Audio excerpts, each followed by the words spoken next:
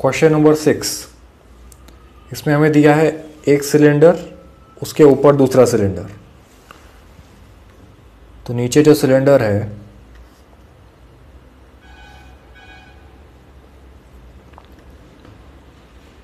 उसका हाइट हमें दिया है 220 सेंटीमीटर। तो इसे मैं H1 बोल देता हूँ। नीचे वाला है सिलेंडर 1,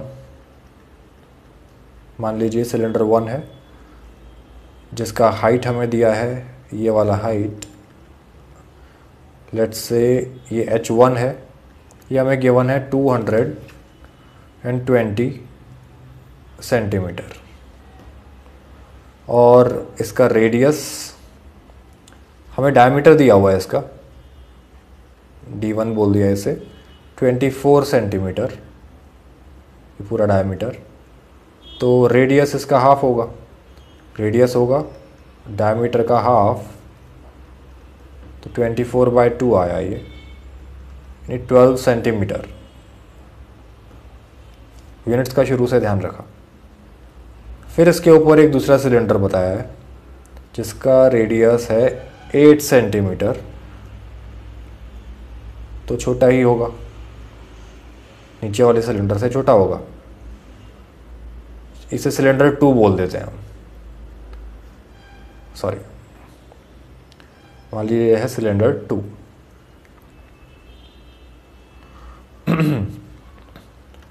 सिलेंडर 2 का रेडियस हमें दिया है, ये सिलेंडर 2, सिलेंडर 2 का रेडियस R2 बोल दीजिए, ये हमें दिया गया है 8 सेंटीमीटर।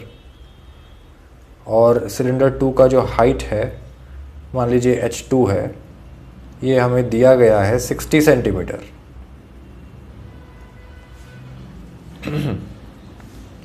अब क्वेश्चन में बोला गया है कि इस पूरे सॉलिड का, इस पूरे पोल का, ये पोल बन गया, इस पोल का मास फाइंड कीजिए। हम वॉल्यूम तो फाइंड कर सकते हैं, पिछले काफ़ी क्वेश्चंस में वॉल्यूम फाइंड करते आ रहे हैं। मास कैसे फाइंड किया जाए? तो इसके लिए एक फार्मूला होता है, याद रखिए, डेंसिटी, मास और वॉल्यूम का रिलेशन। डेंसिटी होता है मास पर यूनिट वॉल्यूम, यानी कि density equals to mass upon volume. तो यहाँ से आया, आप ऐसे लिख सकते हैं इसे, मास इज इक्वल टू, हमें मास ही फाइंड करना है, density into volume.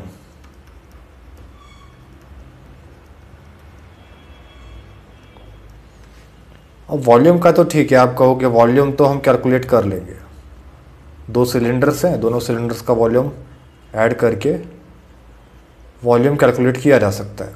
Density, density हमें क्वेश्चन में गिवन है, देखिए कैसे। डेंसिटी का मतलब होता है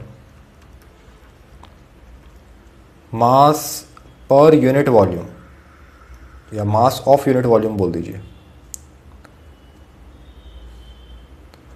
mass of unit volume. Unit volume का मतलब यहां हम बोल देते हैं,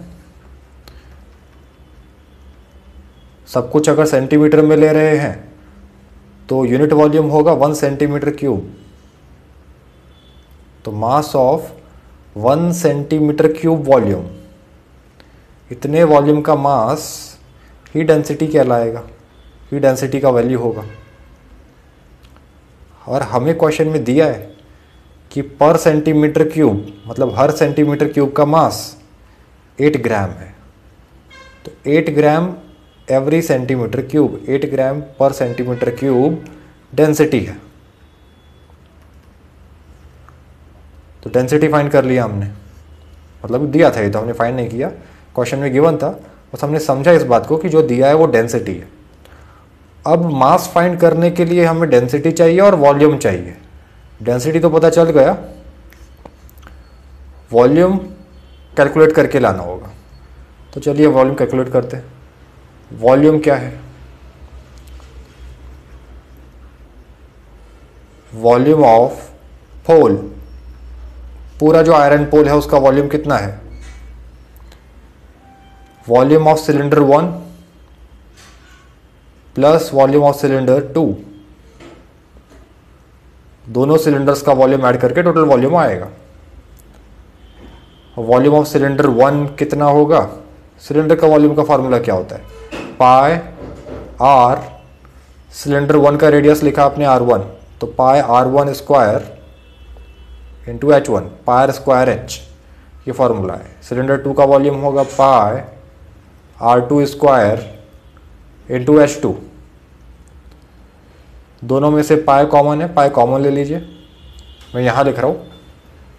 पाई कॉमन लिया तो क्या आया? R1 square into H1 plus R2 square into H2। Values put कर दीजिए। क्वेश्चन में बोला गया है पाई का वैल्यू 3.14 लेने को, तो पाई की जगह लिखा 3.14। R1 देखिए कितना दिया है, ऊपर जो डायग्राम दिया है इसमें हमने R1 लिया है, ये है R1 12 सेंटीमीटर, H1 है 220 सेंटीमीटर।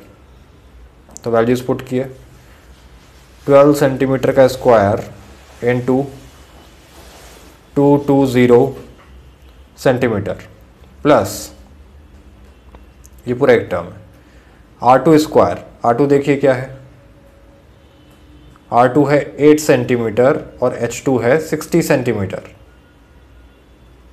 वैल्यूज पुट कर दीजिए, 8 सेंटीमीटर का स्क्वायर इंटू 60 सेंटीमीटर। यूनिट्स का ध्यान रखा, सभी सेंटीमीटर में है, तो ठीक है। तो 3.14, 12 स्क्वायर 144 इंटू 220, 8 स्क्वायर 64 इंटू 60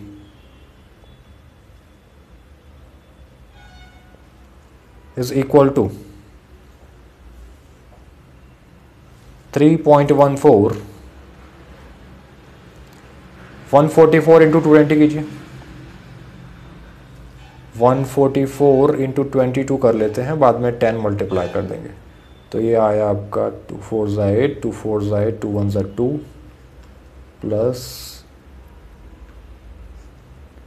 8 816 और ये बना आपका 13। बस ये 22 की जगह 220 था, तो फाइनल आंसर ये आया 31680।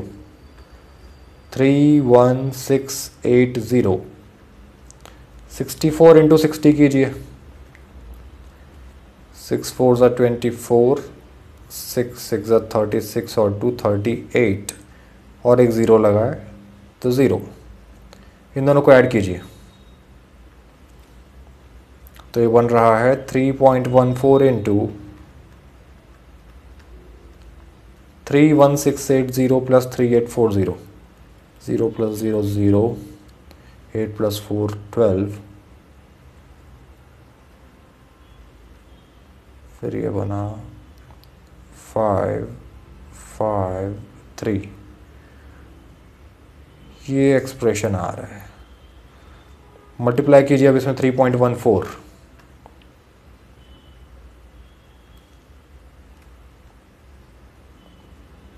3552 में मल्टीप्लाई कर रहे हैं 3.14, तो कितना आएगा ये?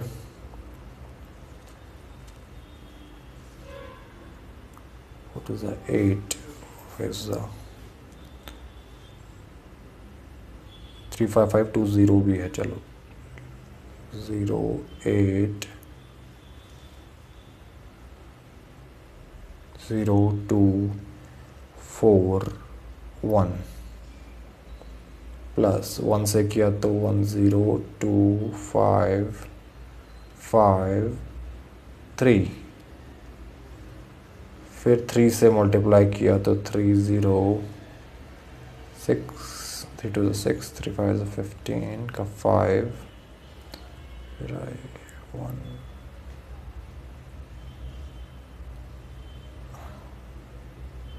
0 6 5 6 आया, फिर उसके बाद 0 1 ऐड कीजिए 0 8 2, ये हुआ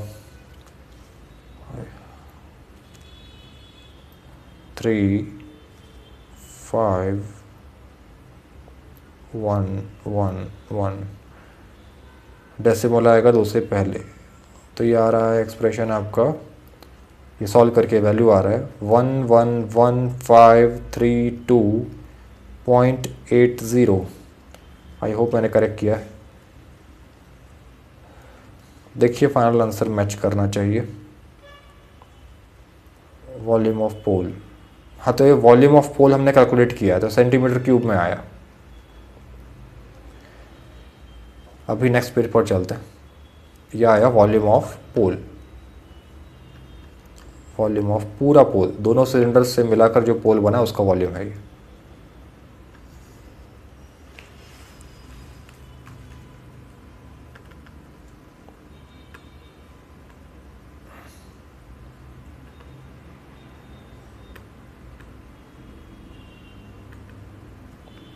देखिए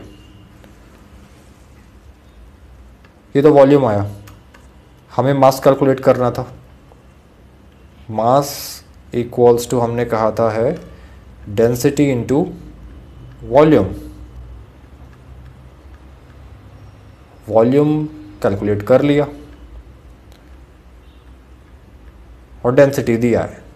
डेंसिटी 8 ग्राम पर सेंटीमीटर क्यूब। शुरुआत में लिखा है हमने।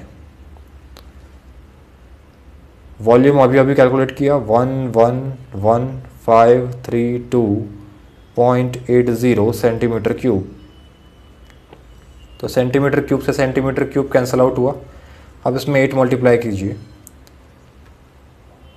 तो 8 मल्टीप्लाई किया तो 1 ग्राम में आंसर आ रहा है।